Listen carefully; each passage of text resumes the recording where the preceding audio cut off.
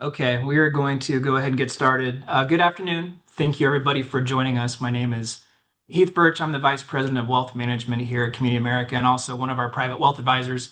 Our team here at Community America has a sole focus of delivering wealth management and financial planning services to our members and our clients. And as we approach the midpoint of the year, we thought it was timely for us to take a look back at both where we've come so far in the first 5+ months of the year and where we might go later in the year, especially after what's been two really good years in equity markets. Seems like an opportunistic time to take a look at just where we stand and where we think we may go for the rest of the year. This year has brought some renewed volatility both in the equity and the fixed income markets. Investor sentiment has been shifting sometimes pretty rapidly. It's really kind of been in response to some evolving economic conditions. Developments in global trade policy have certainly been a factor. And then the Federal Reserve's more cautious stance on interest rates to this point in the year. So today we'll kind of explore the state of the markets. We'll spend a little bit of time just evaluating investor sentiment and dynamics, and then how that might shape where the markets go in the second half of the year. This is not to serve necessarily as our firm's stance on where we think the markets are going.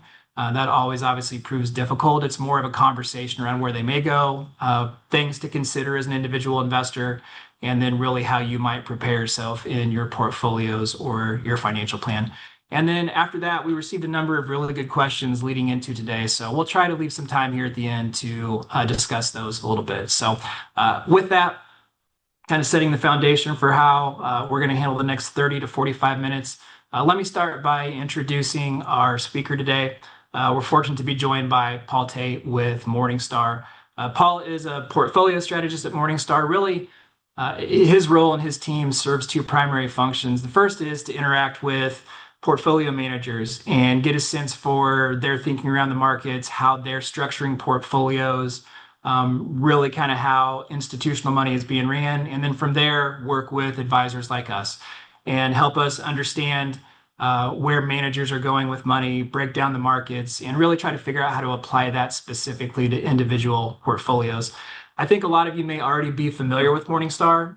They're a very well-known research house and analytics firm, really globally, but also serve as a money manager, managing around $300 billion in investor assets. And so Paul is going to be a great source for us, is also a CFA. So for those of you that understand what comes with that, as a certified financial analyst, certainly is qualified to kind of help walk us through this. So setting that for the day, Paul, I'm going to turn it over to you and let you walk us through conversation, and then I will rejoin you at the end and we'll have a little conversation around some of the topics discussed.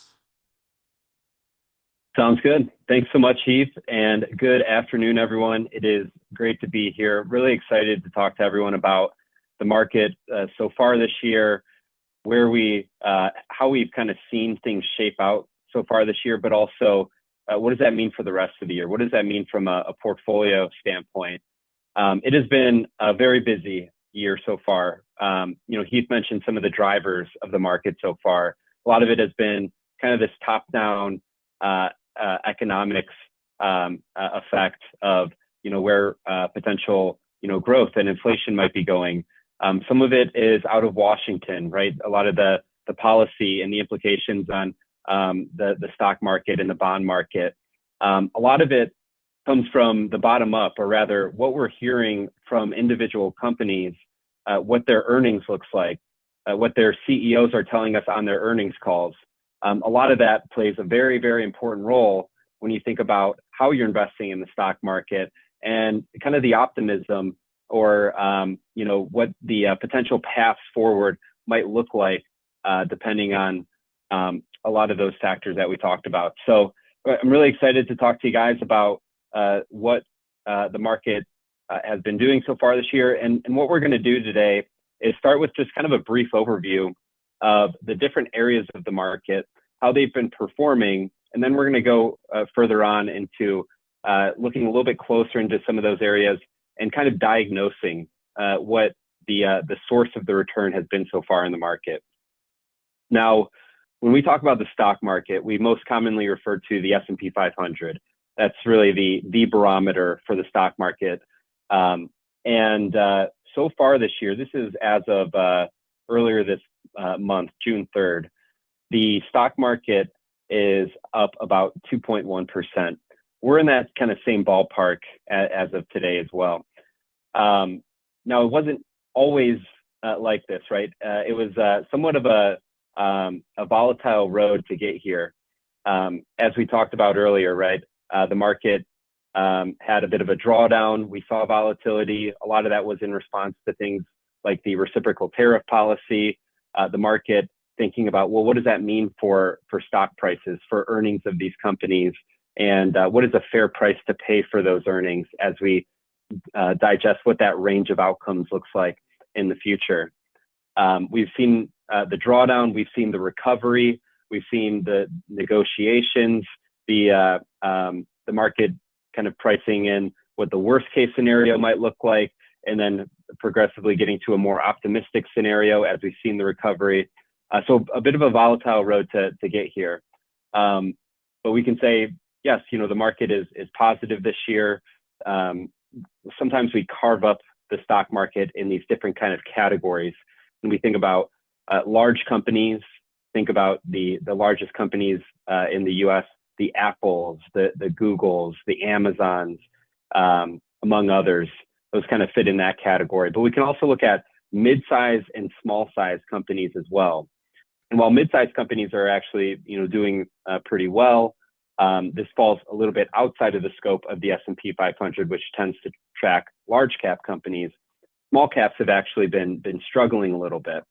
And a lot of that might be a little bit more kind of driven on the individual company level. Sometimes it can be what some macro effects in the interest rate market and the effect that has on smaller size companies. And so it's not necessarily a broad brushstroke of a positive performance across the board. In fact, small cap companies have not posted a positive return year to date so far. And then we think about the growth versus value companies. Growth companies might be more of those kind of technology-based companies. Maybe they're growing their earnings at very fast rates, and they might have maybe a higher price tag associated with that higher growth rate. Meanwhile, value might be a little bit more of kind of those steady, stable companies. And it's actually a little bit more kind of neck and neck here, right? In fact, they're about the same so far year to date. But what has really been the story, I think, so far this year is international stocks. And I think that's, in my conversations, been a really interesting point because you might think, oh my gosh, the tariffs, that's going to have a negative effect on international companies. They're not going to be able to import as much towards U.S. Consumers. And they might be a little bit of a shortfall in terms of things like revenue, or they might have to pay more taxes in order to do business in the United States. But in fact, the market has shrugged that off a little bit, and we've seen how international has outperformed U.S. stocks by a pretty wide margin. And that's not really the case that we've been used to in the past couple of years. In fact, one of the kind of prevailing trades of years past has been around U.S. excellence and how U.S. stocks have performed much, much better than international stocks.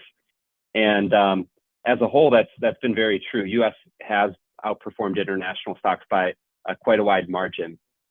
But we're going to look later in this presentation and kind of diagnose why we've seen such strong performance out of international versus the U.S. And then it's worth talking about the bond market as well. The bond market, of course, a very important part of portfolios, especially for those of you that might be approaching retirement or are in retirement. Bonds start to play a much more important role from portfolios when it comes to things like income and capital preservation. And we've seen bonds, let's just call it essentially match the stock market so far this year in returns. Now, it's been less volatile than we've seen in the stock market, as bonds typically are. But a lot of this conversation for bonds is centered around the conversation of where interest rates are going. And we're going to talk a little bit about kind of the interest rate picture later on in the presentation as well. So I thought it'd be interesting to kind of take a little bit of a step further and look at, well, where in the stock market are we seeing returns? Because we might see that the stock market is up 1 to 2% on that previous page, but that's not necessarily the individual components of the stock market, right? There's different areas of the market that we can carve up, and we can see what's been working and what hasn't necessarily. And what has been working, one of the things we like to look at are the different sectors of the stock market. So we can think about these different kind of types of businesses that the market is maybe a little bit more appreciative of versus the other areas where they might be underperforming the stock market. So what has been working? The industrial sectors is leading the charge here, followed by things like utilities, followed by things like consumer staples. So these are companies that are a little bit more kind of defensive in nature, right? I think about what an industrials company looks like. Well, that could be a company like GE. It could be a company like Honeywell, defense companies, right? They all kind of fit in that industrials sector. Utilities, these are very stable companies, very predictable revenue, very predictable kind of earnings. Consumer staples, in other words, things at the grocery store that are just part of your weekly rotation, right? I need laundry detergent every single week if I want to keep my clothes clean. That's a consumer staple company, it's Procter and Gamble. And so think about it like that, right? We've seen a lot of these kind of defensive names do relatively well. What hasn't necessarily done well, things like consumer discretionary names. To contrast with consumer staples, these are things that are a little bit more discretionary in nature, or more wants rather than needs, in other words. And so what does this kind of tell us as we're just kind of thinking about diagnosing the stock market so far this year, and what the appetite for risk the stock market has had so far this year? And when I think about this, I really kind of feel the sentiment change in the market, right? Think about the past 2 years. The stock market was up over 20% in both in 2023 and 2024. A lot of that was driven by things like technology stocks, consumer discretionary stocks, the things that were doing really, really well last year.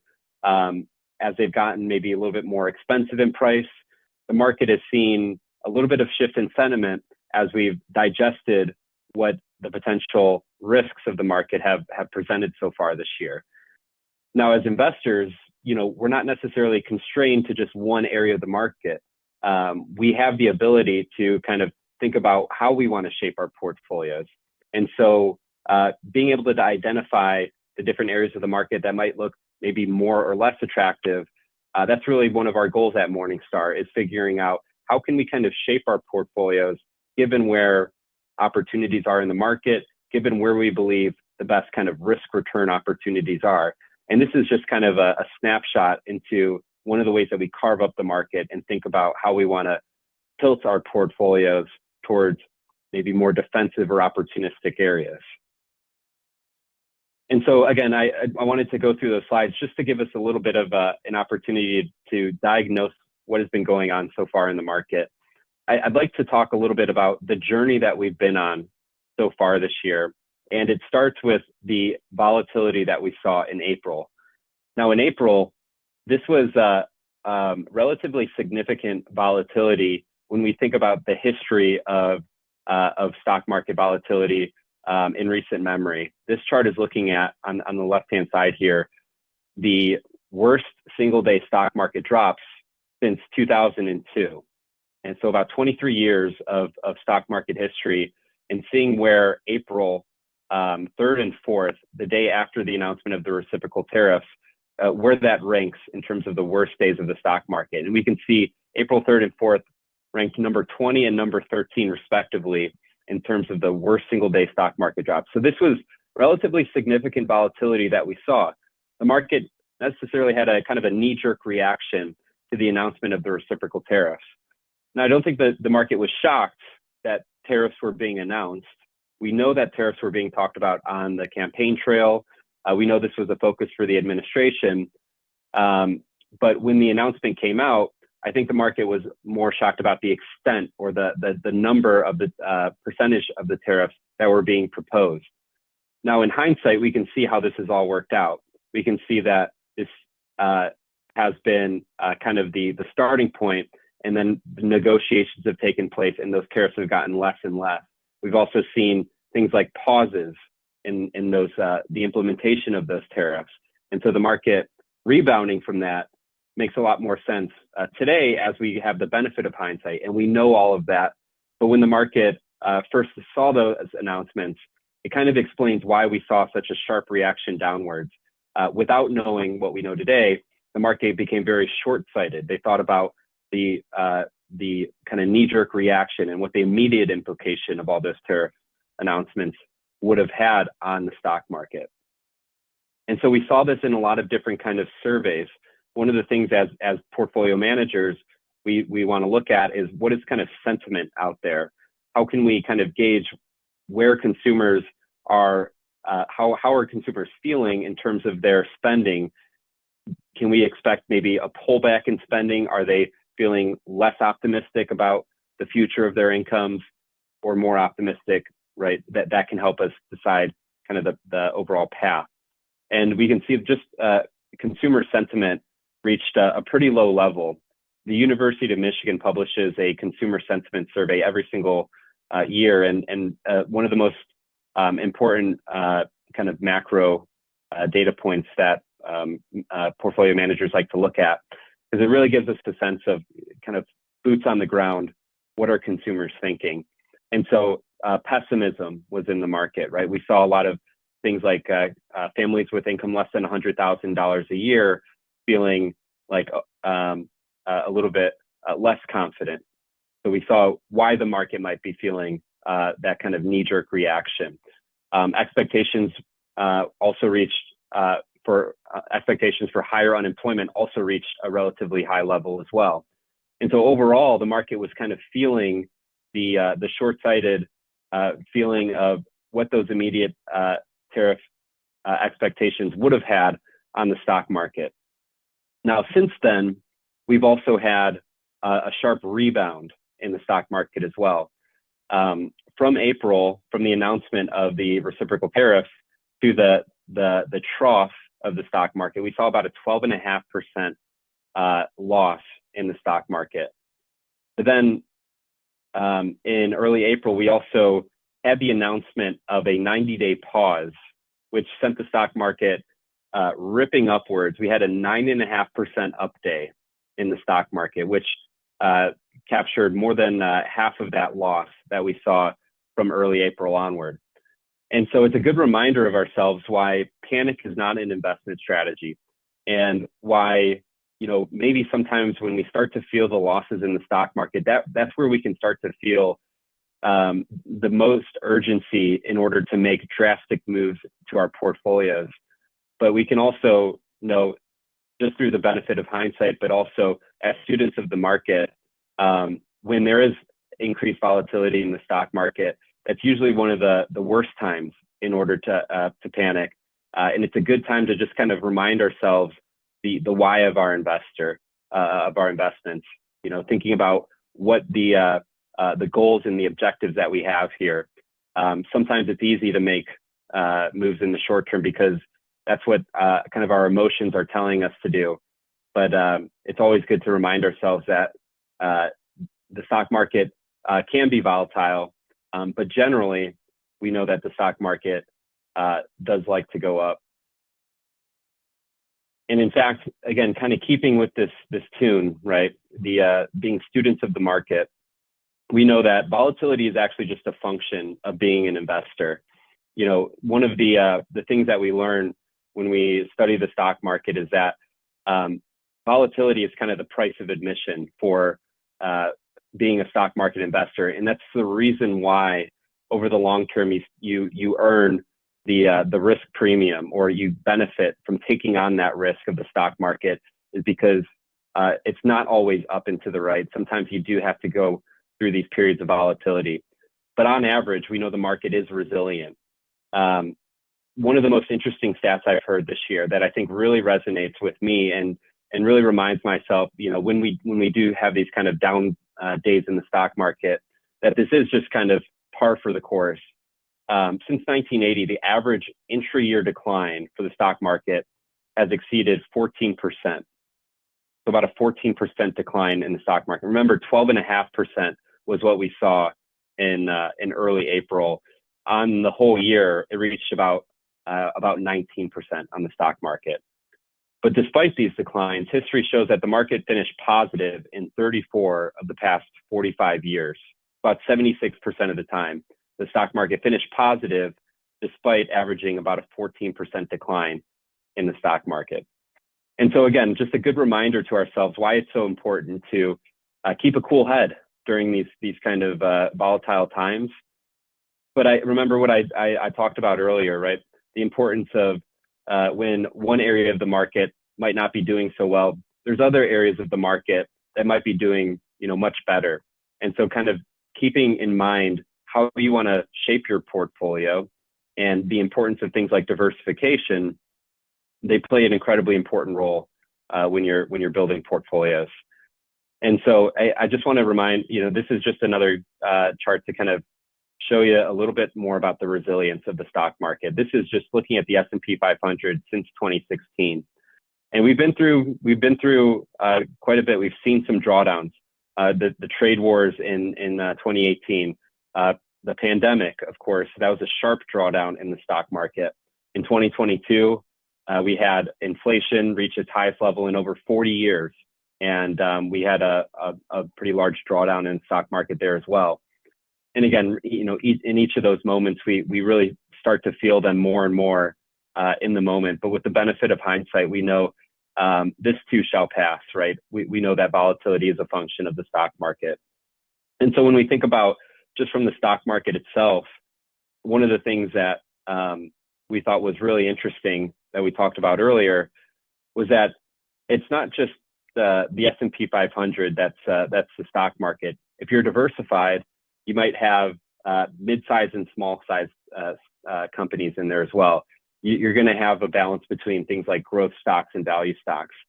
And then also geographically, it's important to be diversified as well. And this year is a really good example of that.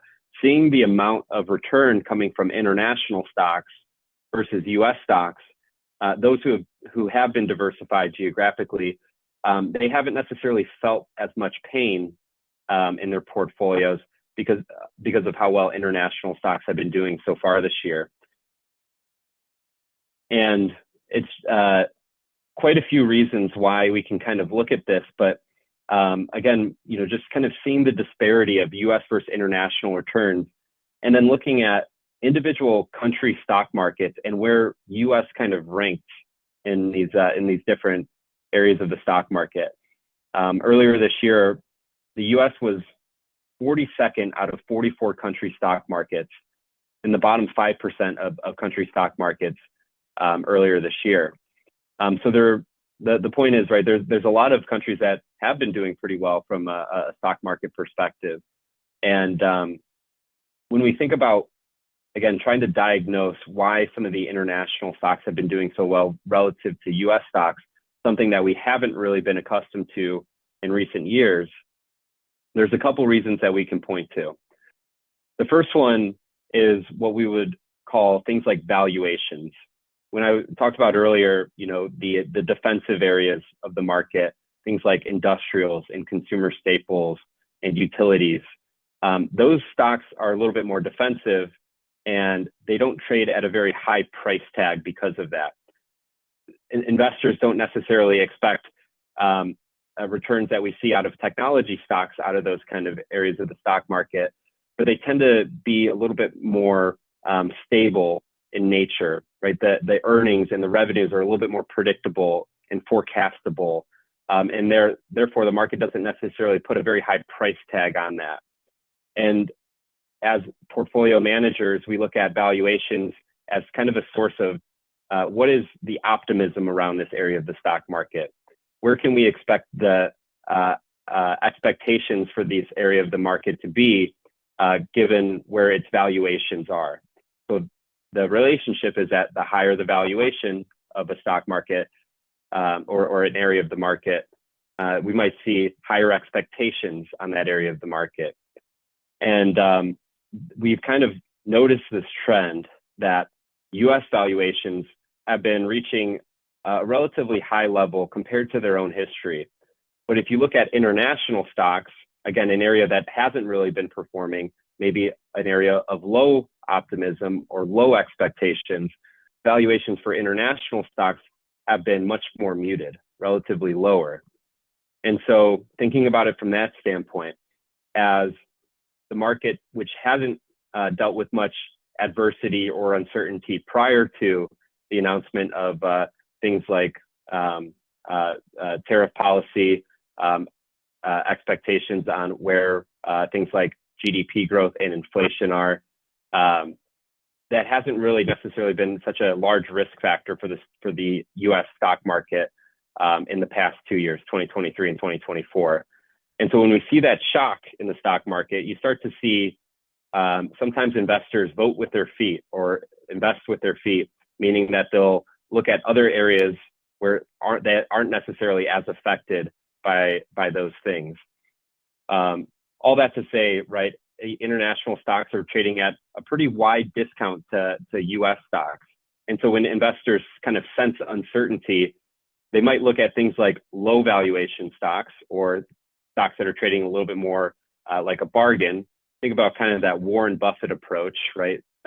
Trying to find good quality companies that are trading at discounts or at good prices.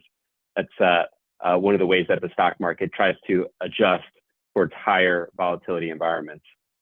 And so seeing that international stocks were trading at a relatively low valuation, that might have been a little bit more attractive for stock market participants. There's also a kind of a macroeconomic picture playing out with international stocks as well. One of the trends that we've seen with U.S. stocks is that we have a very large deficit that this administration has been focusing on trying to reduce. And tariffs might be one way to try to reduce the deficit. Things like government efficiency, trying to clean up government spending. That's another way to try and reduce what the deficit of the U.S. Fiscal situation is. And so trying to be a little bit more almost contractionary or trying to limit how much money is flowing out there is one of the ways that you try to be a little bit more focused on reducing the overall deficit. Well, in places like Europe, that's not necessarily the case. Europe has not been going through very large fiscal deficits to the size of what the U.S. has been recently.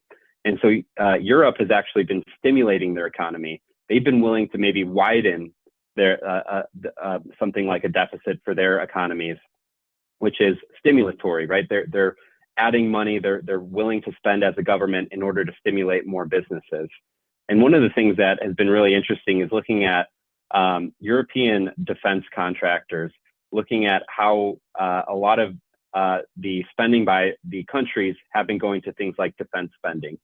Part of that is because of talks about the U.S. potentially reducing funding towards things like NATO, right? Well, if the U.S. is not going to be footing the bill as much, it might be more on European countries in order to spend, in order to manage that level of spending.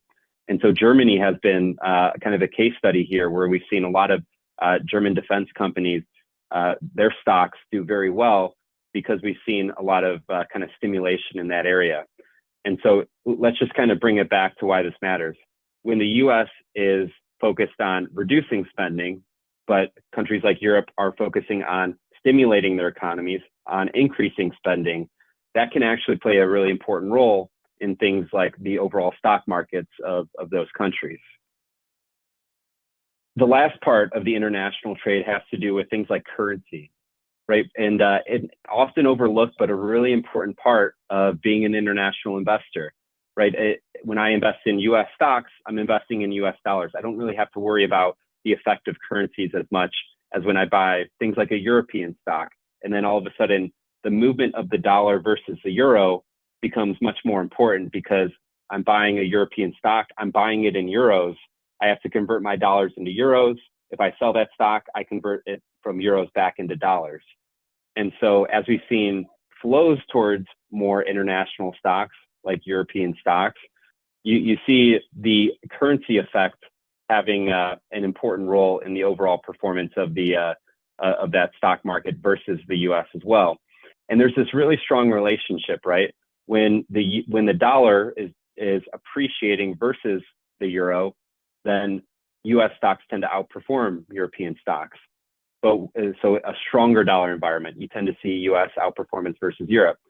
But on the contrary, when you see the dollar weaken versus the euro outperform the dollar, then you tend to see the opposite, right? You tend to see European stocks outperform U.S. stocks. And so it's kind of this long-standing relationship that currencies have versus the relative performance of the stock markets. And I want to point your attention to the right-hand side of this chart. 2010 to 2024, the difference in returns between U.S. stock market and the European stock market, and how much the strong dollar has been towards a tailwind of U.S. stock market returns versus Europe in this most recent period, which has been pretty pronounced. 14 years is what this is looking at.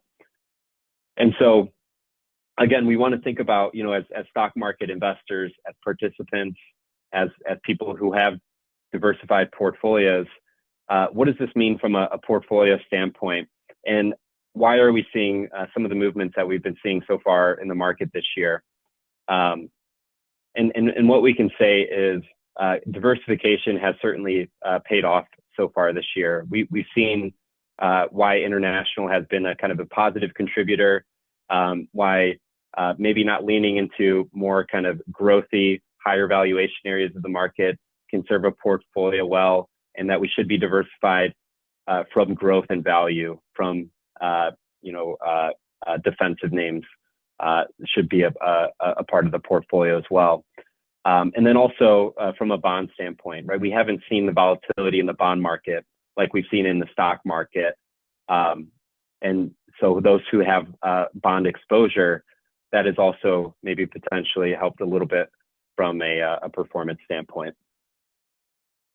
And so this is one of my favorite charts. We call this a quilt chart, and it just shows how the market kind of has these different areas of the market kind of ebb and flow, outperform and underperform, and a good reminder why diversification is so important.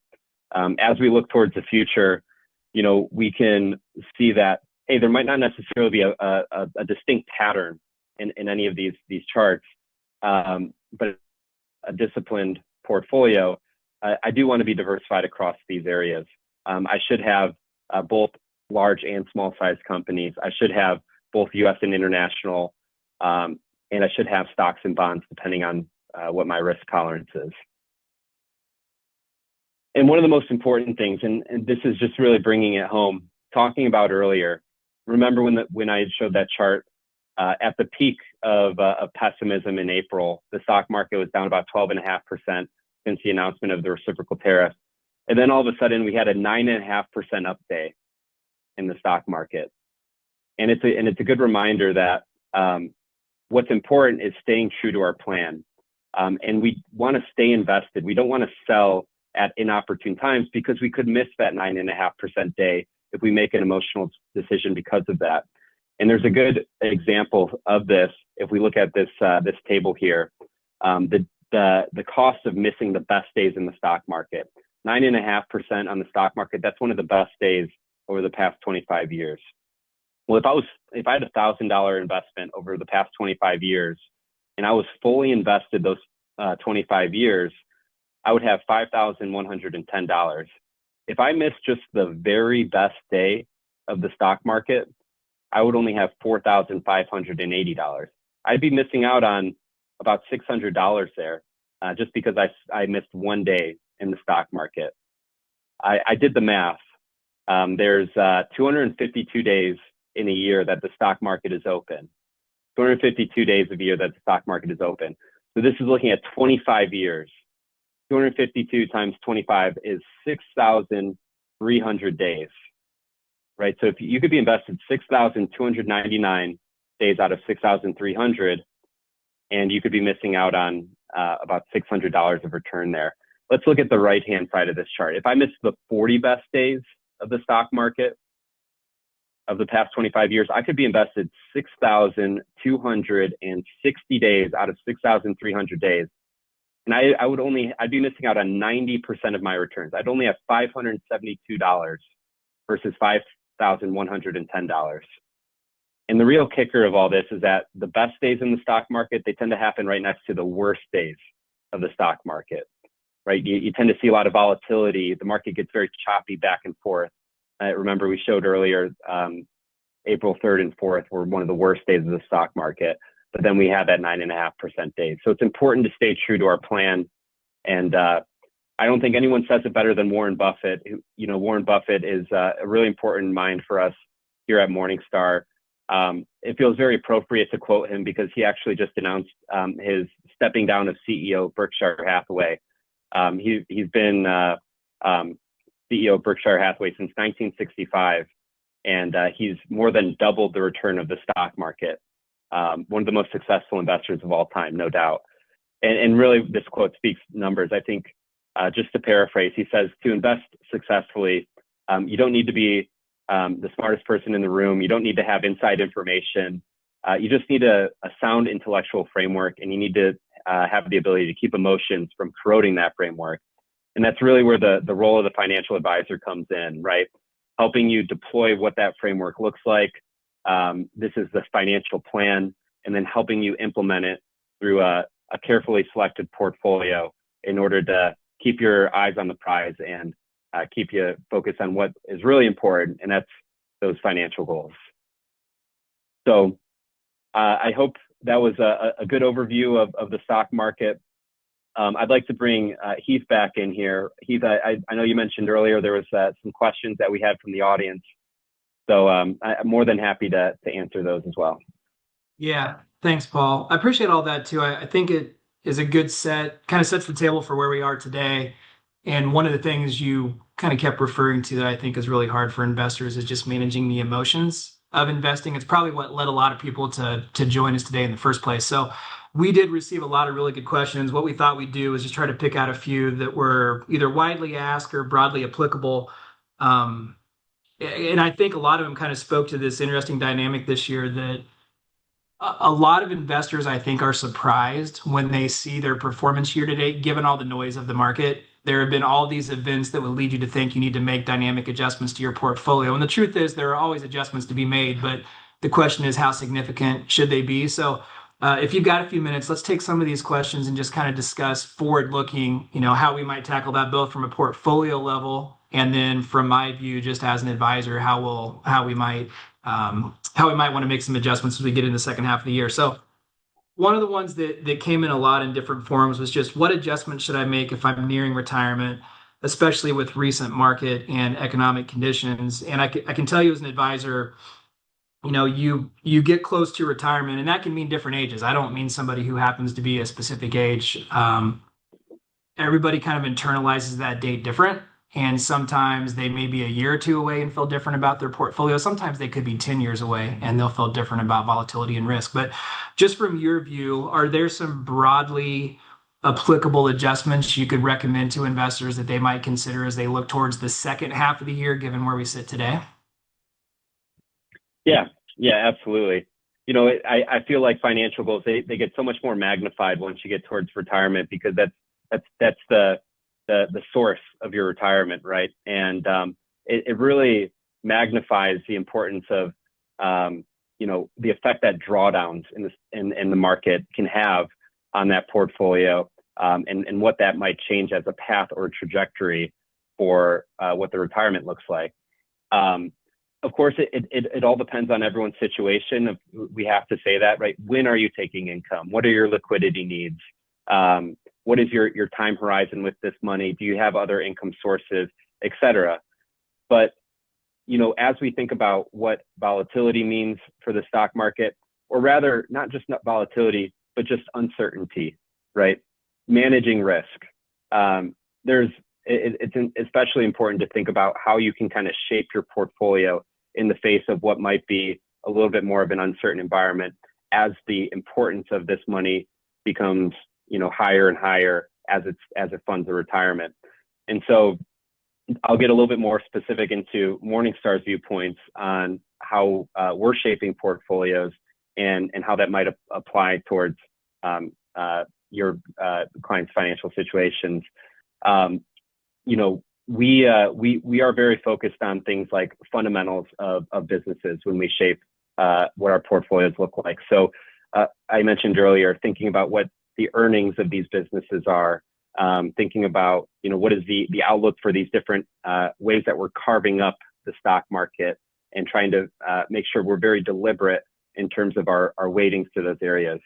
And so when you enter a little bit more of a higher uncertain environment, I mentioned things like valuations, paying important attention to where the expectations are for an area of the market, and how when there is uncertainty in the market, valuations become much more important.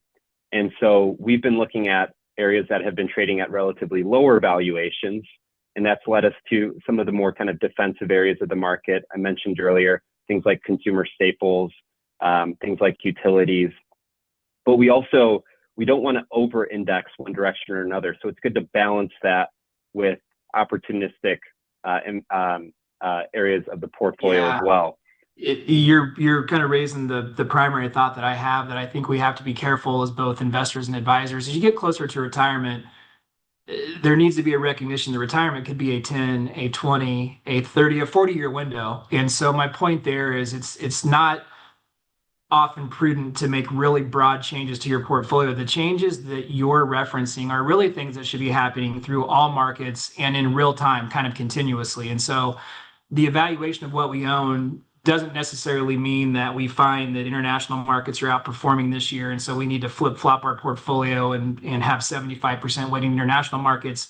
It's those more subtle adjustments that a portfolio should be going through, again, kind of in real time. And you know, to me, the question I often ask clients, if they ask me about changes to be made, really the first thing is, has anything changed at home, or has anything changed in your plan? Because if we have a good strategy behind the portfolio going into market movements like this, that plan is still good today. And that plan should have allowed us to make some adjustments as we were going through these shifts. You point to that Friday and that Monday that were such, you know, down days in the market. It'd be a really easy time to make some big adjustments. And the right response was to sit tight for 2 months. And you found yourself not only recovering from that, but positive again. So I think we're speaking maybe the same thing. It's just perspective, and it's those subtle changes that really are applicable throughout the year. They probably draw more attention from investors in you know, moments like April and May of this year. But the reality is those bigger changes probably aren't appropriate now unless something more significant is happening at home, right? Yeah, absolutely. And I want to say that this is something that Morningstar is already kind of doing, right, for our portfolios. It's an ongoing process.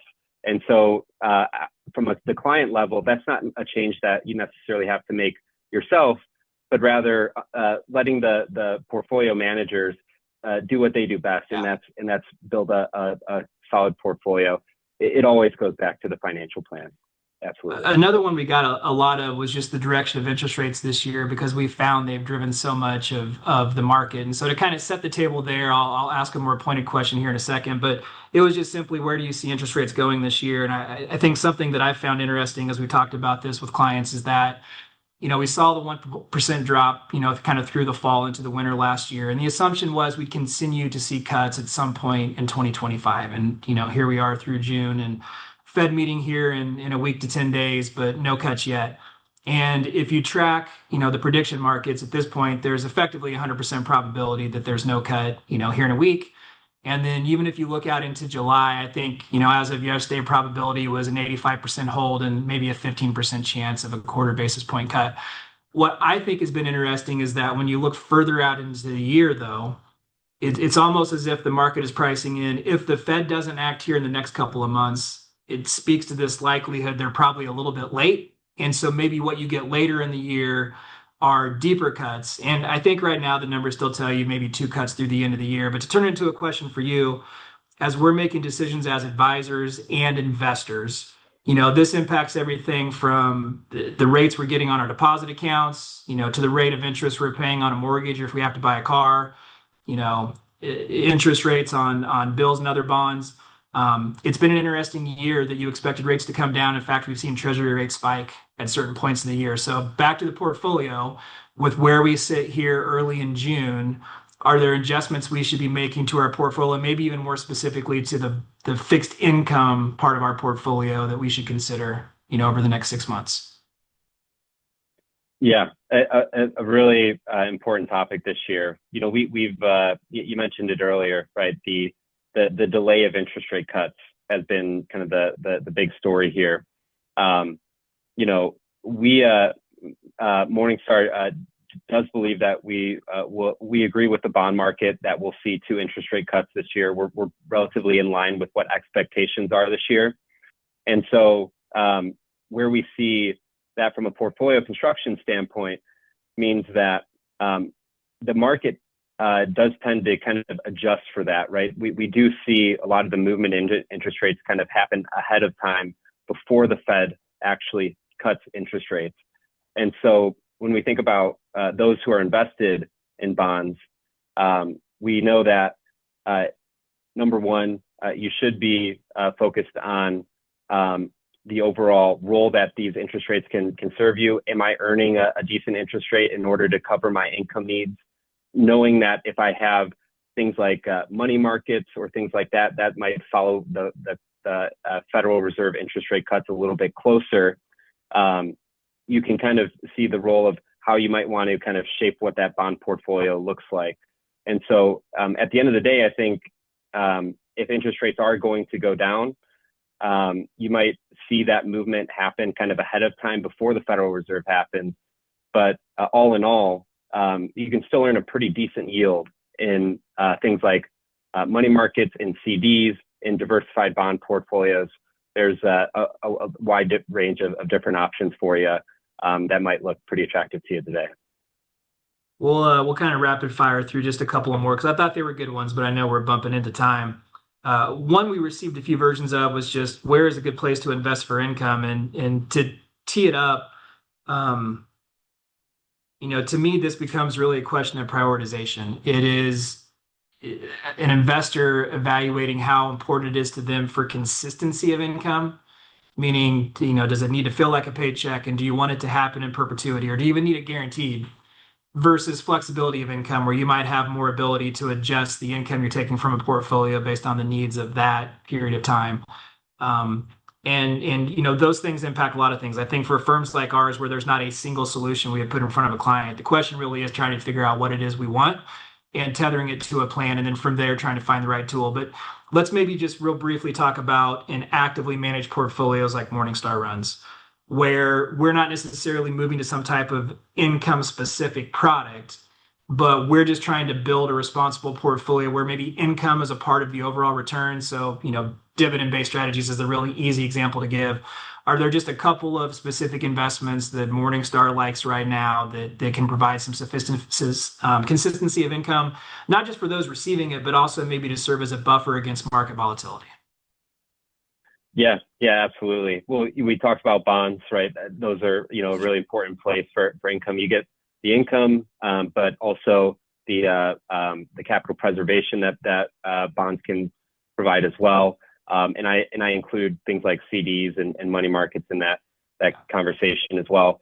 But Heath, you mentioned dividends, and I think that's a really interesting conversation. Dividends are interesting because you might see a little bit more volatility in a dividend portfolio than you might see in a bond portfolio. But dividend companies can pay a pretty decent interest rate, or a different, pretty interesting yield for portfolios. For example, we have a dividend portfolio. It yields anywhere from 3 to 5%, depending on the where the dividend market is.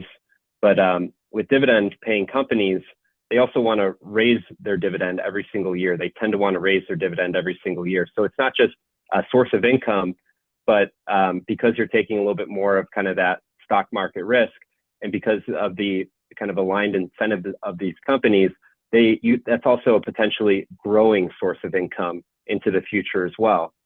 And so a really interesting part to kind of maybe augment where the sources of your income are coming from could also be from the stock market.